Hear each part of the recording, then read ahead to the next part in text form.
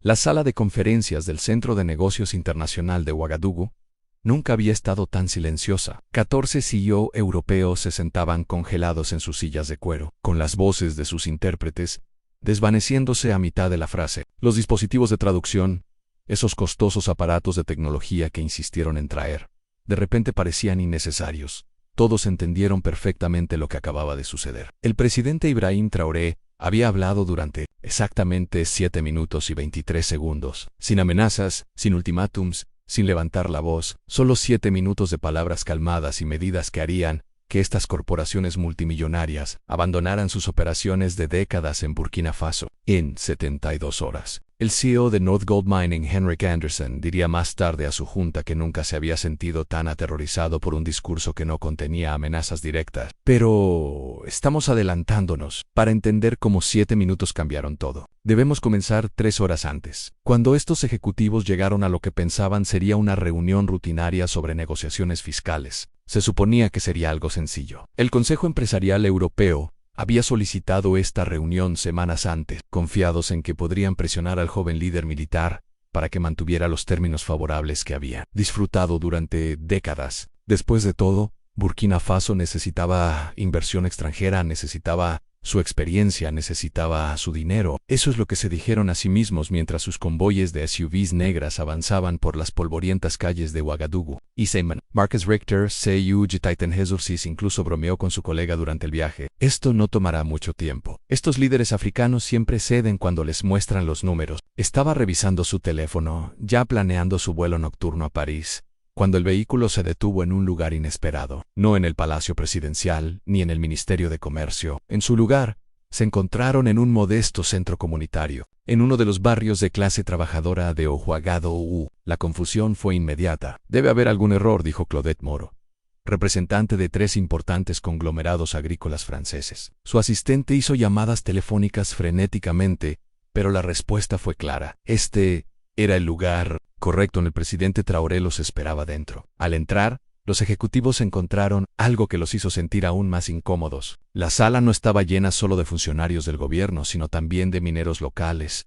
agricultores, maestros, enfermeras, mujeres mayores vestidas con trajes tradicionales y jóvenes con teléfonos inteligentes, listos para grabar. Esto no era una negociación privada, esto era algo completamente diferente. Traoré entró en la sala exactamente a las 10 de la mañana vestido no con un traje como esperaban, sino con su uniforme militar, sin ceremonia, sin protocolo. Caminó directamente hacia un sencillo podio de madera que parecía haber sido prestado de la escuela local. Los ejecutivos se movieron nerviosamente. En esto les parecía incorrecto. ¿Dónde estaba la exhibición de poder a la que estaban acostumbrados? ¿Dónde estaban los símbolos de autoridad estatal que podían respetar y, lo más importante, negociar con ellos? En su lugar, se encontraron frente a un soldado de 36 años de pie ante su gente, y la gente los miraba con ojos que no mostraban diferencia, solo curiosidad sobre lo que sucedería a continuación. Señores, señoras, comenzó Traoré en francés, su voz resonando perfectamente sin micrófono. Gracias por aceptar mi invitación. Sé que esperaban encontrarse en circunstancias diferentes,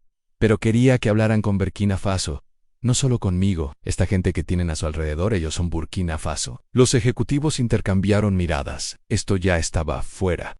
Anderson aflojó ligeramente su corbata. La sala estaba más cálida de lo que esperaba, o quizás era otra cosa lo que lo hacía sudar. Traoré continuó, sacando una sola hoja de papel. Aquí tengo las ganancias combinadas que sus 14 compañías extrajeron de Burkina Faso el año pasado, 17.000 millones de euros. También tengo el monto que pagaron en impuestos, 300 millones de euros.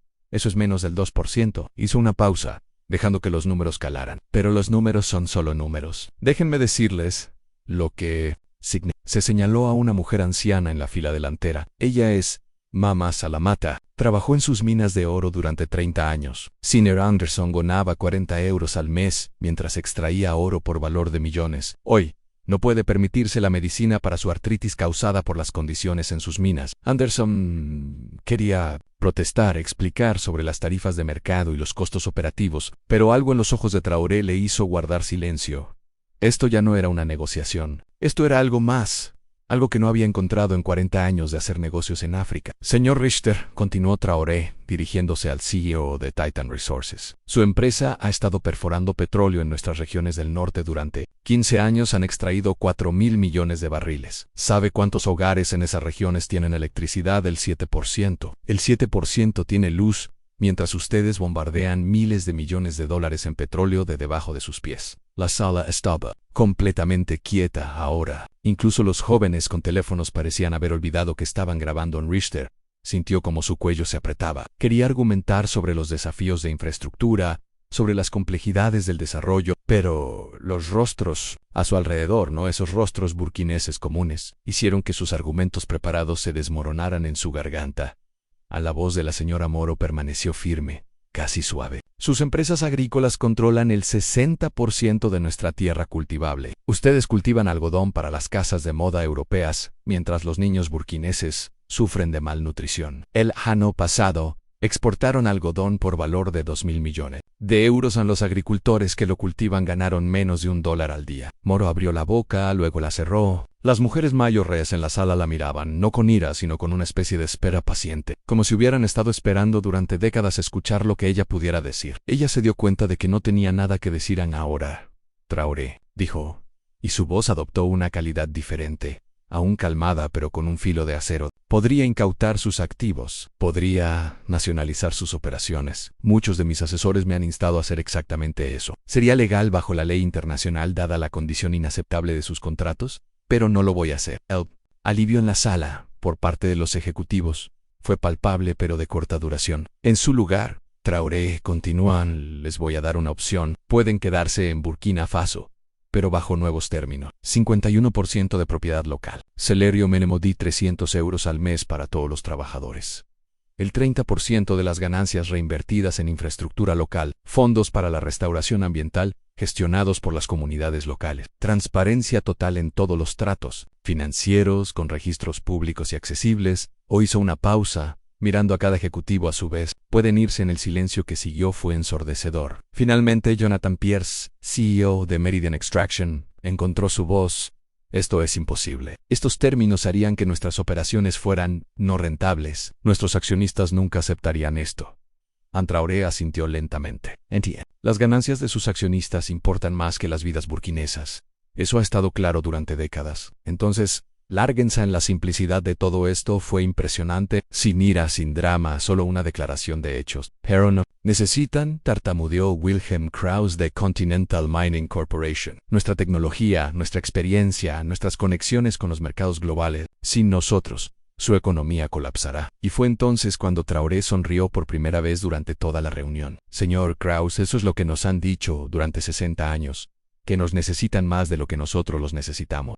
Pero déjenme compartir algo con ustedes. Sacó su teléfono, un dispositivo sencillo, y mostró una imagen en un pequeño proyector que había sido instalado. Era un mapa de África con varios puntos destacados. Desde esta mañana, tengo acuerdos con 7 países africanos para cooperación técnica. Nuestros graduados en ingeniería combinados superan el 1.000.000. Tenemos asociaciones con universidades en China, India y Rusia para la transferencia de tecnología. Tenemos fondos de inversión del Medio Oriente, listos para reemplazar cada euro que saquen. Pero lo más importante, señaló a los jóvenes en la sala, tenemos a ellos, esta generación que se niega a aceptar que el rol de África sea hacer ricos a otros, mientras nosotros seguimos siendo pobres. David Len, representando a 3 empresas suecas de telecomunicaciones, intentó un enfoque diferente. Presidente Traoré, seguramente podemos negociar los términos que está proponiendo. Son solo una posición inicial, ¿verdad? Todo es negociable. Traoré negó lentamente con la cabeza. No, señor Len. Esa es su manera, no la nuestra. La negociación asume que ambas partes tienen algo que la otra necesita. Pero nosotros no los necesitamos. Tenemos lo que ustedes necesitan. Nuestros recursos, nuestra tierra, nuestra mano de obra. No tienen nada que no podamos obtener en otro lugar bajo términos justos. El miedo en la sala ahora era palpable entre los ejecutivos. En esto no iba según el guión que conocían. Habían tratado con líderes africanos antes. Muchos de ellos. Siempre había un ángulo, siempre un trato por hacer, siempre una forma de mantener sus ventajas. Pero este joven soldado no estaba jugando su juego. Ni siquiera estaba reconociendo que su juego existía. Tienen 72 horas para decidir, dijo. Traoré comenzando a concluir: quédense bajo nuestros términos o váyanse con lo que puedan cargar. Cualquier activo dejado atrás será considerado abandonado y revertirá a la gente burkinesa. «Esto es robo», exclamó Alessandro Romano, CEO de Apex Industries.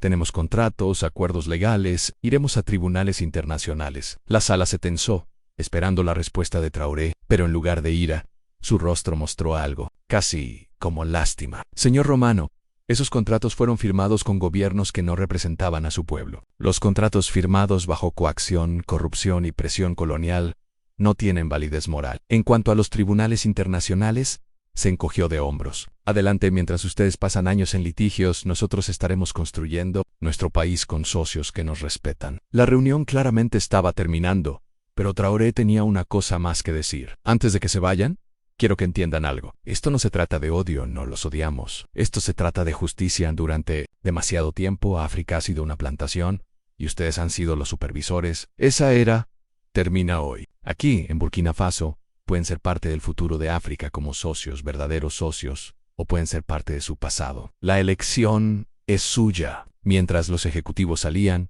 con los rostros pálidos y demacrados, pasaron entre las multitudes que se habían reunido afuera. Miles de burkineses habían venido no para protestar, sino simplemente para ser testigos. Estaban en silencio, observando a esos poderosos hombres y mujeres caminar hacia sus autos. Sin ira, sin celebraciones, solo la dignidad silenciosa de personas que finalmente habían oído a alguien decirles la verdad a los poderosos dentro de los autos. La ansiedad comenzaba a instalarse.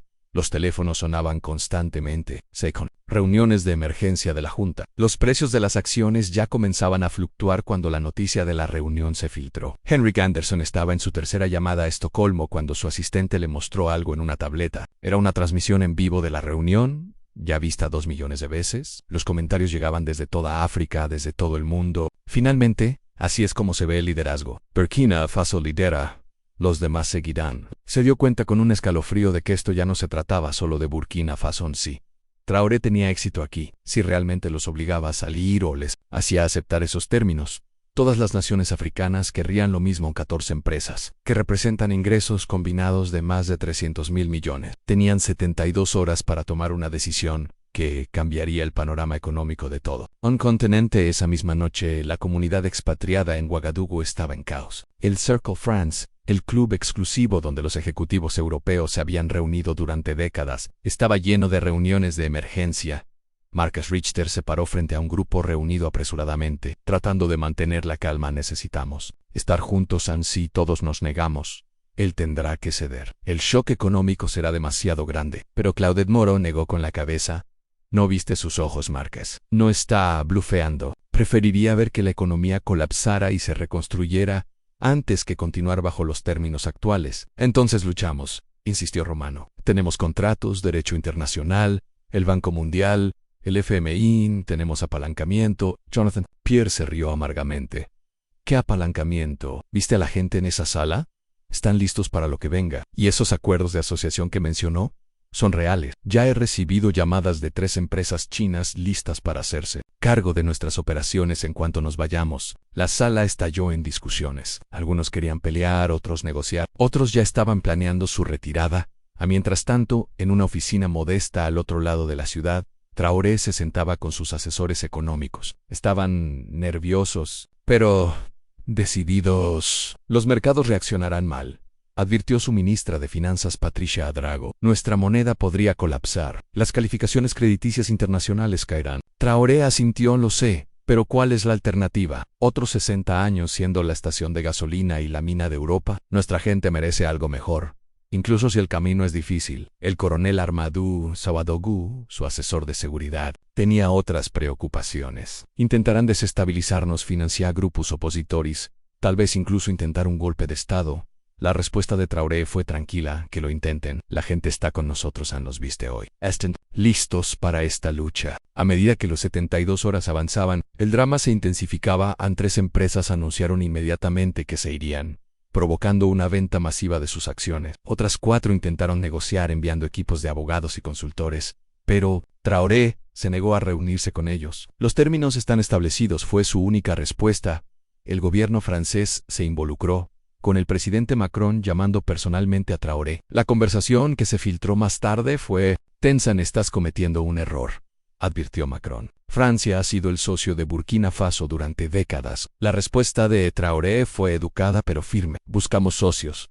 No amos en la Unión Europea, amenazó con sanciones. El Banco Mundial advirtió sobre consecuencias. El FMI habló de aislamiento económico, pero algo inesperado sucedió. Otras naciones africanas comenzaron a hablar. A Mali anunció que estaba revisando todos los contratos mineros extranjeros. Níger suspendió 3 licencias de extracción de uranio. Ghana comenzó una auditoría de las operaciones agrícolas de propiedad extranjera en las redes sociales. Afganistán se convirtió en un tema global de tendencia. Los videos del discurso de Traoré, subtitulados en docenas de idiomas, se hicieron virales. Jóvenes africanos de todo el continente compartieron historias de explotación por parte de corporaciones extranjeras.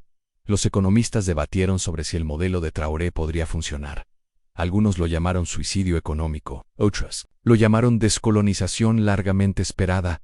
En los 72 horas, casi habían terminado cuando apareció la primera grieta sorprendente. Vino de Wilhelm Krauss de Continental Mining. En una reunión privada con su junta, había argumentado: podemos aceptar estos términos y seguir siendo rentable. Menos rentables, sí, pero rentables. Y si somos los primeros en aceptar, tendremos una ventaja cuando otros países sigan el ejemplo. Su junta estaba escéptica, pero Krauss había hecho los cálculos. Incluso con el 51% de propiedad local y salarios más altos, la operación seguiría generando cientos de millones en ganancias. Más importante aún, ser los primeros en aceptar los posicionaría como socios progresistas en el desarrollo de África, en lugar de explotadores. Podría abrir puertas en todo el continente.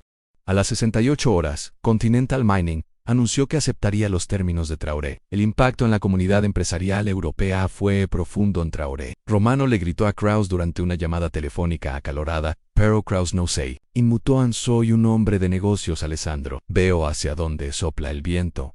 El efecto dominó fue inmediato. Otras 2 empresas anunciaron que se quedarían bajo los nuevos términos. Otros comenzaron a intentar frenéticamente negociar modificaciones, pero para la mayoría, el orgullo, la presión de los accionistas y la incapacidad para adaptarse a una nueva realidad los llevó a tomar solo una decisión. Al llegar el plazo, 11 de los 14 empresas anunciaron que se retirarían de Burkina Faso. Los titulares fueron dramáticos: éxodo europeo de Burkina Faso.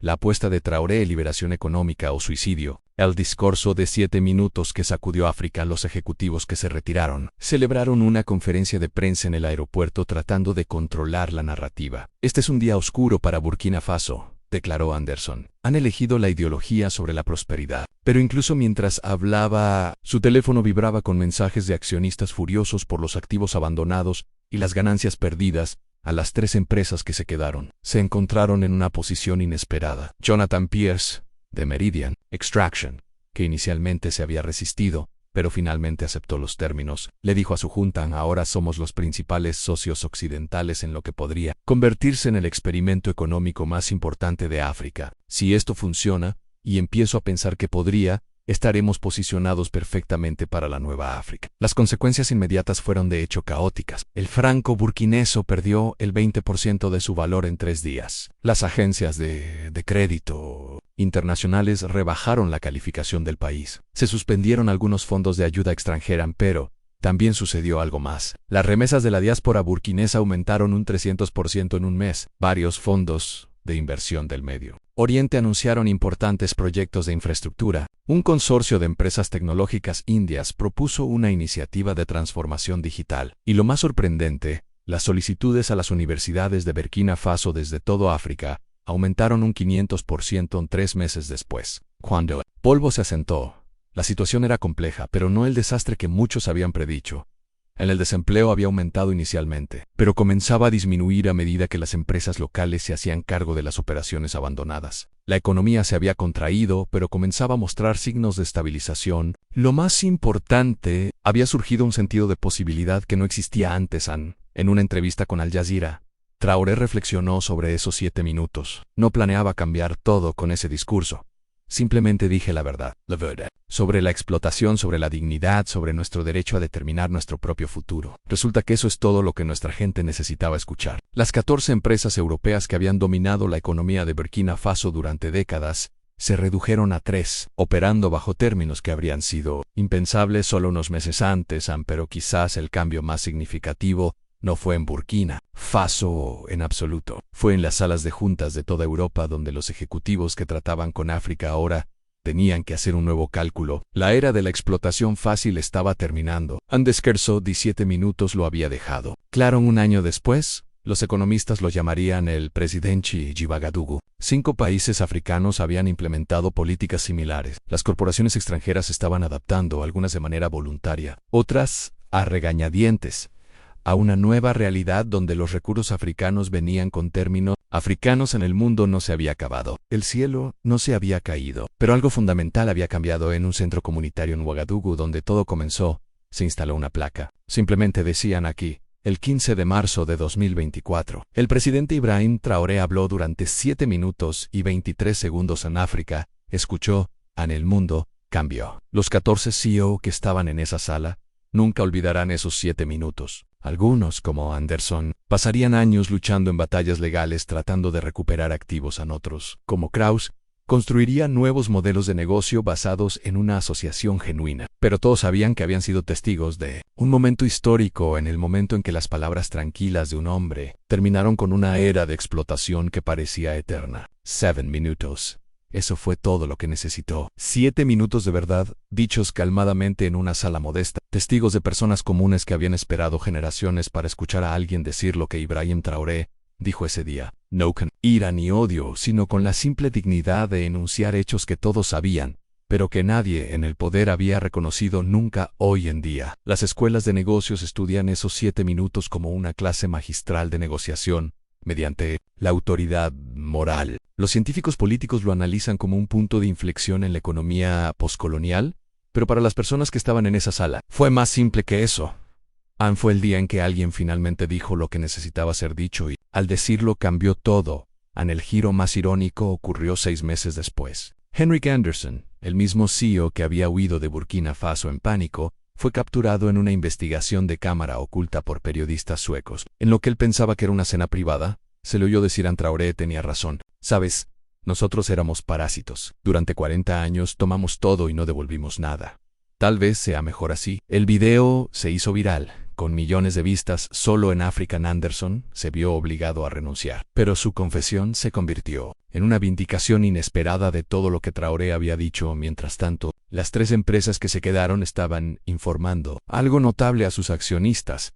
La productividad de los empleados había aumentado en un 200%. El robo y el sabotaje, problemas comunes anteriormente, casi habían desaparecido. Las comunidades locales estaban protegiendo la infraestructura de la empresa como propia. Jonathan Pierce, de Meridian Extraction, le dijo al Financial Times: cuando las personas sienten que son socios, no sirvientes, todo cambia. Deberíamos haber aprendido esto hace décadas. La última vindicación vino de una fuente inesperada. El informe anual del Banco Mundial, 18 meses después del famoso discurso, incluyó una sección especial sobre lo que llamaron el modelo Burkina Faso. El informe admitió, en un lenguaje cuidadosamente diplomático, que los enfoques tradicionales de desarrollo pueden haber perpetuado inadvertidamente la dependencia, en lugar de fomentar un crecimiento económico genuino. Fue lo más cercano que la institución había estado de admitir que Traoré había tenido razón todo el tiempo. En Ouagadougou, la vida continuó. El centro comunitario donde se pronunciaron esos 7 minutos de historia se convirtió en un lugar de peregrinaje. Por así decirlo, los jóvenes emprendedores se paraban donde Traoré se había parado, buscando inspiración. Los estudiantes se sentaban donde se sentaron los CEO, imaginando el miedo y la confusión de aquellos que se habían creído dueños del universo. Y, a veces, tarde en la noche, Mama Salamata, la anciana que Traoré había señalado durante su discurso, pasaba por allí. Les contaba a quienes la escuchaban: trabajé 30 años para ellos y no obtuve nada más que dolor. Ese día, mi presidente habló durante 7 minutos y me devolvió mi dignidad. Eso vale más que todo el oro que alguna vez